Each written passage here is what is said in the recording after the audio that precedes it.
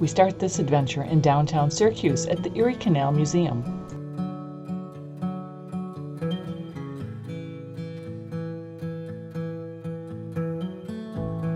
Welcome to the Erie Canal Museum. We have a lot of stuff here. We're the only remaining Weighlock building of the 7 original from the Erie Canal. We're right here in downtown Syracuse next to Erie Boulevard, the former Erie Canal. I'm our educator here. We have tons of exhibits that kind of trace from before the canal up to the present day. At the moment, we have our temporary exhibit, Erie Eats, which runs for all of 2021. We would love to have you down here in downtown Syracuse. So let's go into the museum and take a look around. This place is full of everything you ever wanted to know about the history of the Erie Canal, and definitely worth a stop. A Weighlock building is essentially a big elaborate scale to weigh the boats traveling on the Erie Canal and determine how much each boat would pay for a toll. When it was in operation, boats could pass from the canal right into the lock chamber in the Weighlock building. The lock would let the water out after a boat entered, and the full weight of the boat would come to rest on the scales. The weight of the boat was used to determine the amount of the toll that the boat would have to pay. We skipped the on-road segment after we left the museum, as well as going down through the middle of Erie Boulevard, which is a new trail, and started in a little parking area a couple miles out of town.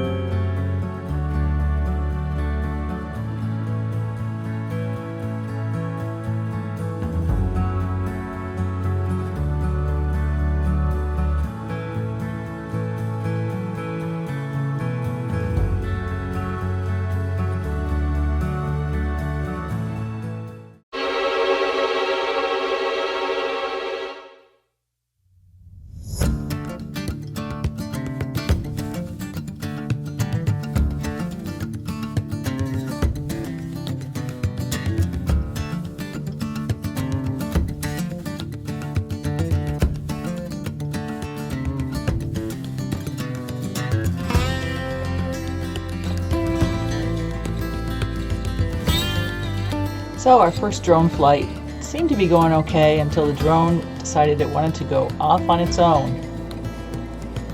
So the real fun was when I tried to land it. At one point I thought it was going into the canal, and you can see I was trying to decide to go in after it.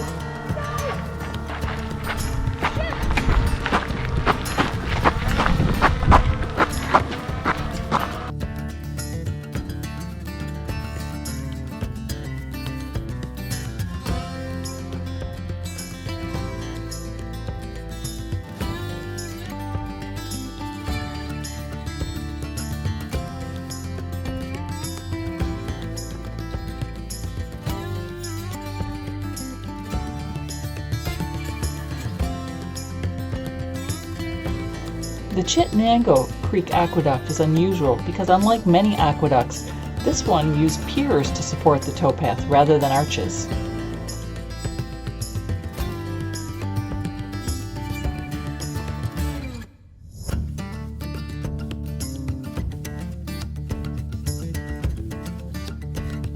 The Chittenango Landing Canal Boat Museum is located on the enlarged Erie Canal, and was once a unique 19th century dry dock complex.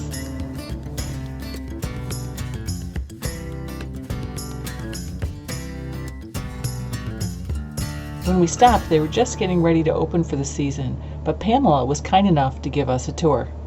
We're the only place in New York State that has 3-bay dry dock that is actually still in existence with its original stone walls and wooden timbers in the bottom. So right here is the shallow bay. This is where they could build boats. Then they would push them up to the side and then launch them into the feeder canal, and from the feeder canal it would go into the main canal. The sawmill's right behind it, the boat shop's right behind it, so obviously that's a really easy, convenient way to build a boat and bring all the wood pieces over. This is a pitching kettle. So then the bottom of the boat would get covered in something called oakum, which is like a fibrous material, sort of like hemp.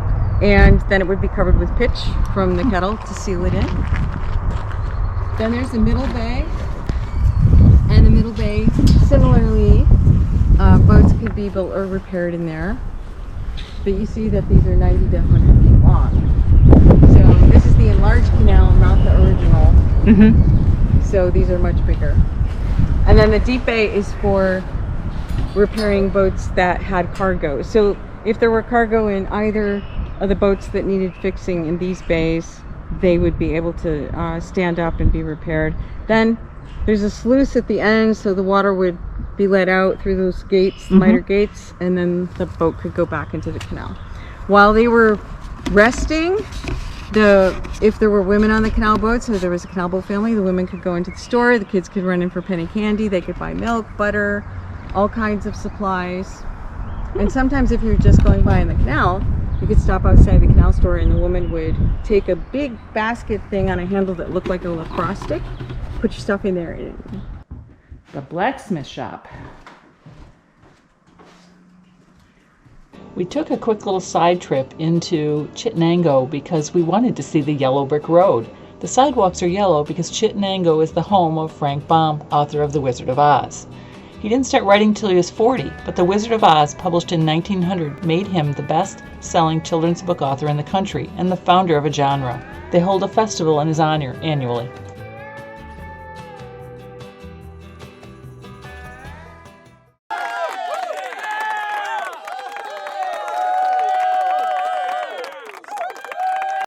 We're out of here!